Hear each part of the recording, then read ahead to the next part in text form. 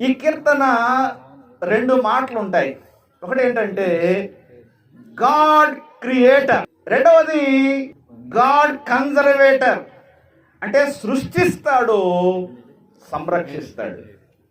అంటే సృష్టికర్త ఆయనే, సంరక్షకుడు కూడా.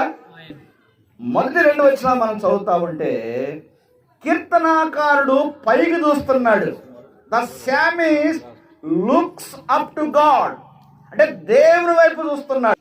పైన ఆకాశం ఉంది, కింద భూమి ఉంది. ఆకాశాన్ని కాదు కానీ ఆకాశమును భూమిని నిర్మించిన దేవుని చూస్తున్నాడు. మన భారతదేశంలో భక్తి విస్తారంగా ఉంది కానీ ఎక్కడ ఫెయిల్ అవుతున్నామంటే పైకి చూస్తే ఆకాశం ఉంటుంది, ఆకాశాన్ని మొక్కుతాం. కింద చూస్తే భూమి ఉంటుంది, భూమికి మొక్కుతాం. ఈ పక్కన చెట్టు ఉంటుంది, చెట్టుకు మొక్కుతాం. ఏది కనపడితే. But psalmist looking up to God, ఆకాశములకు పైగా ఉన్న దేవుని చూస్తున్నాడు.